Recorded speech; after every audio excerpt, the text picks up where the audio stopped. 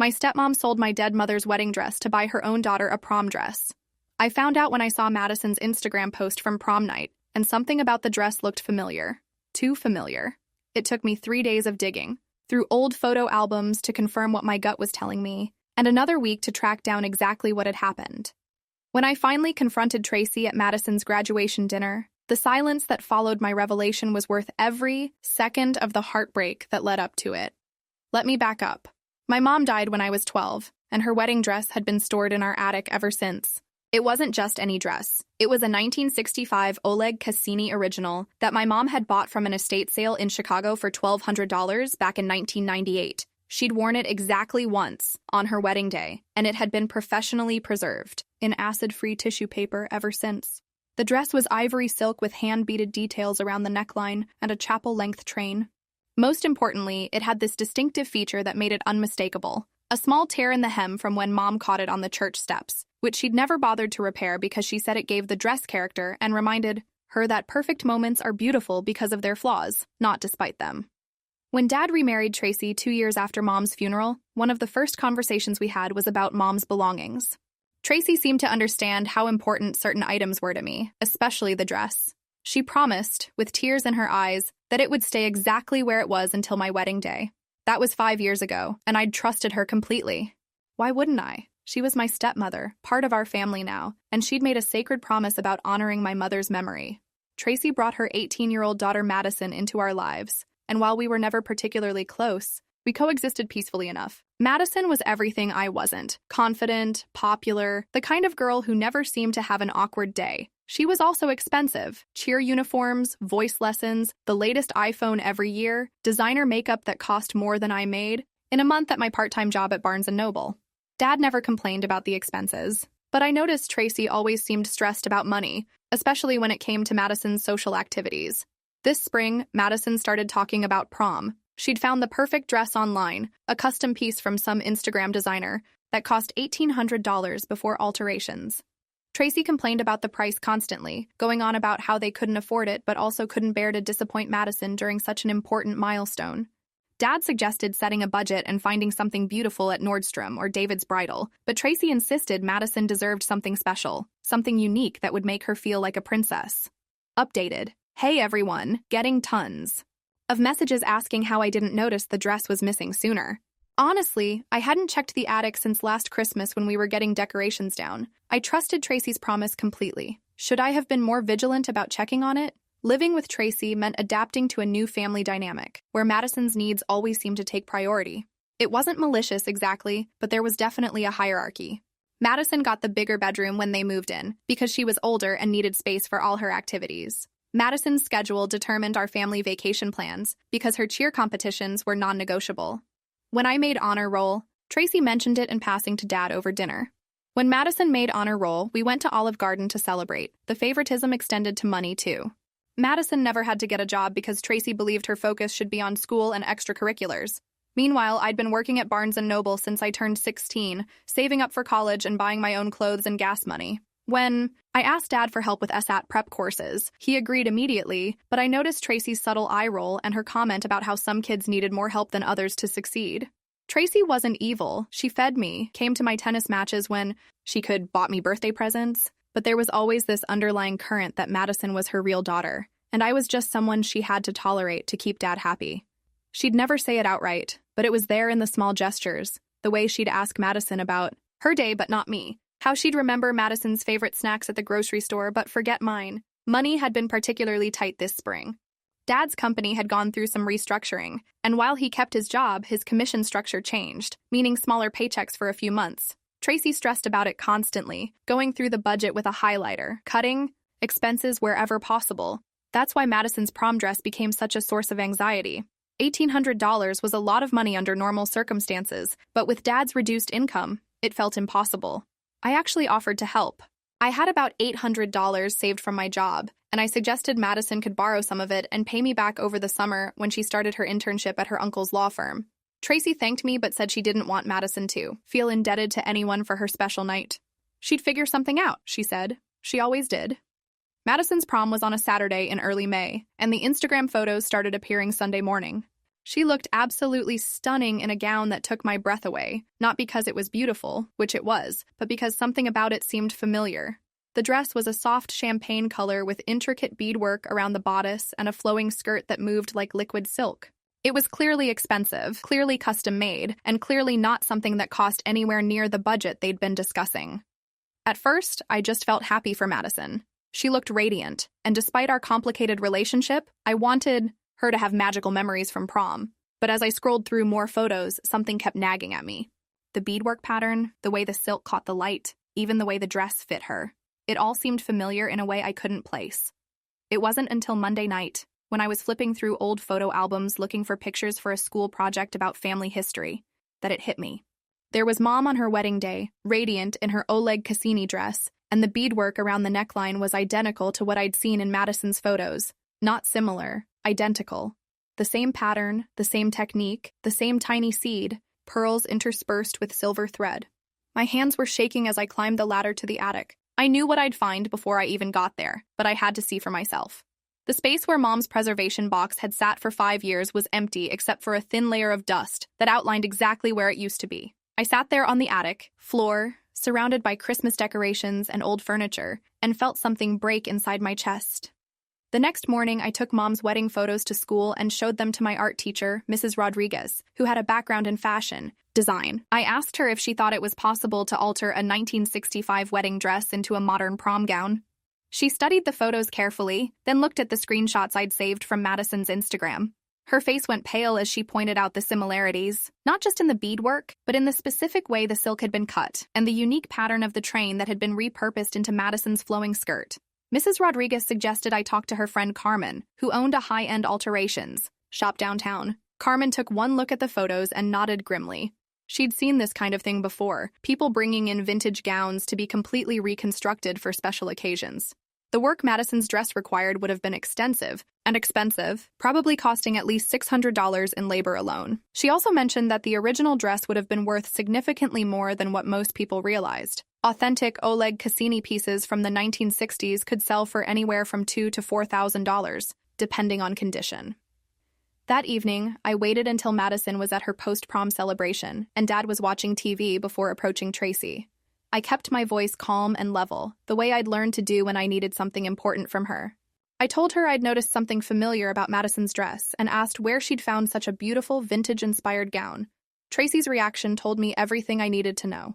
First came the deflection. Oh, she'd found it at a boutique in the city, couldn't remember the name. Madison had fallen in love with it immediately. When I pressed for more details, she switched to irritation. Why was I asking so many questions? About Madison's dress, couldn't I just be happy for her stepsister?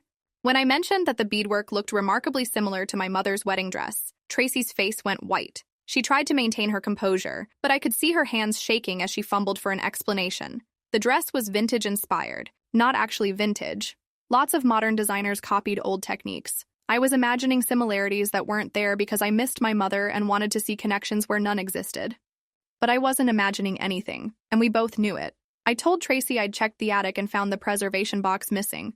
I told her about Mrs. Rodriguez and Carmen confirming that Madison's dress had been created from an original 1960s gown. I told her I knew exactly what she'd done, and I wanted to know why. Updated. A few people are questioning how I could identify the dress so definitively. The beadwork pattern was completely unique. My mom had pointed it out in photos dozens of times, plus there was that small tear in the original hem that got incorporated into Madison's dress design. Could you have stayed silent if it were your mom's dress?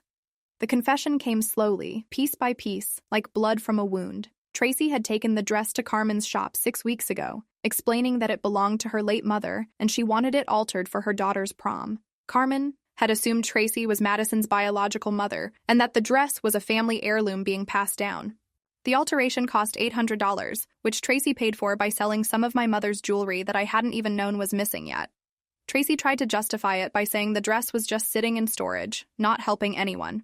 Madison needed something special for prom, and this way the dress was being used for something beautiful instead of gathering dust. She said Mom would have wanted it to bring joy to someone, would have understood that living people needed beautiful things more than dead people needed preserved memories. That last comment shattered whatever remaining sympathy I might have had for her position. The idea that Tracy, who had never met my mother, could claim to know what she would have wanted was beyond offensive. I told Tracy she had exactly 1 week to figure out how to fix this situation, or I would make sure Dad and everyone else in our family knew exactly what she'd done with my mother's most precious possession. Tracy begged me not to tell Dad, promising she'd find a way to make it right. She'd buy me a different dress, a newer one, something even more beautiful. She'd pay for my entire wedding someday to make up for it, but I wasn't interested in her promises anymore. She'd already broken the most important one she'd ever made, to me. The week passed with no word from Tracy about resolving the situation. Madison wore her prom dress to several more events, senior photos, graduation parties, a fancy dinner with her boyfriend's family. Each Instagram post felt like another twist of the knife, seeing my mother's dress being treated like just another outfit instead of the sacred keepsake it was supposed to be. The breaking point came at Madison's graduation dinner. Dad had made reservations at Morton's Steakhouse, the nicest restaurant in town, to celebrate Madison finishing high school with honors and her acceptance to Northwestern.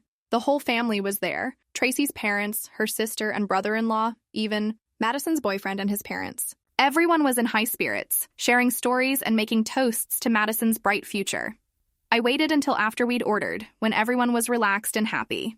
Then I pulled out the old photo of my mother in her wedding dress and placed it on the table next to my phone, which displayed one of Madison's prom photos. I asked if anyone else noticed the remarkable similarity between the two dresses. The silence that followed was deafening. Tracy's fork clattered against her plate. Madison's face went from confusion to horror as she realized what I was suggesting. Dad looked back and forth between the photos, his expression changing from bewilderment to something I'd never seen before, pure, cold rage. I laid out the timeline calmly and clearly, the preservation box disappearing from the attic, the distinctive beadwork and silk that matched my mother's dress exactly. Carmen's confirmation that Madison's dress had been created from an authentic 1960s gown. Tracy's confession about taking the dress and having it altered without my knowledge or consent. Tracy tried to interrupt, stammering about misunderstandings and family discussions that had never happened, but Dad held up his hand and told her to be quiet. He asked me to continue, his voice deadly calm in the way it got when he was trying not to explode. The aftermath was swift and devastating. Dad didn't say another word to Tracy for the rest of the dinner, but his jaw was set in a way that meant someone was about to face serious consequences. Madison excused herself to the bathroom and didn't come back, leaving through the restaurant's side exit according to her boyfriend, who followed her with an apologetic look. Tracy's parents sat in stunned silence, clearly processing how their daughter could have done something so calculating and cruel. The drive home was silent except for Dad's controlled breathing and Tracy's occasional sniffles. I sat in the back seat feeling a mixture of vindication and sadness. I'd exposed the truth, but in doing so, I'd probably destroyed what little family stability we'd managed to build over 5 years. That night, I could hear Dad and Tracy talking in their bedroom, not arguing exactly, but having the kind of serious conversation that happens when trust has been fundamentally broken. Dad's voice was quieter than usual but firm, while Tracy's responses were mostly apologetic whispers punctuated by crying. The next morning, Dad knocked on my bedroom door and asked if we could talk. He looked exhausted, his usually neat appearance disheveled, his eyes red-rimmed from lack of sleep. He sat on my bed and apologized for not protecting my mother's memory better, for not checking on the dress himself, for trusting someone to make decisions about something so precious to me. Then he promised he would make this right, whatever it took. Tracy spent the following days making phone calls, trying to track down exactly what had happened to the original fabric and whether any of it could be recovered. Carmen still had some of the leftover silk and lace from the alterations, but most of it had been incorporated into Madison's dress. The beadwork could potentially be removed and reattached to new fabric, but it would never be the same dress my mother had worn. Madison avoided me completely during this time, spending most of her days at friends' houses or locked in her room. When she did emerge for meals, she wouldn't make eye contact and answered questions with single words. I felt genuinely sorry for her. She'd been caught in the middle of her mother's terrible decision, and her perfect prom memory was now forever tainted by the knowledge of where her dress had really come from. The most difficult conversation came when Dad sat Tracy and me down together to discuss next steps. Tracy had found a seamstress who specialized in vintage restoration, someone who might be able to recreate my mother's dress using Carmen's leftover materials and the original pattern, which Carmen had kept on file. It wouldn't be the exact same dress Mom had worn, but it would be as close as possible given the circumstances. The cost would be significant, nearly $3,000 for the restoration work, plus whatever it took to convince Madison to give up the prom dress so the beadwork could be salvaged. Dad made it clear that this was Tracy's responsibility to fix, not something he would pay for himself. It took 3 months, but the dress was restored. Not perfectly. You can see where new silk was pieced in, and some of the original beadwork was too damaged to salvage. But it's recognizably my mother's dress again, complete with the small tear in the hem that Carmen carefully preserved as part of the restoration. It hangs in my bedroom closet now, in a new preservation box that Dad bought specifically for it.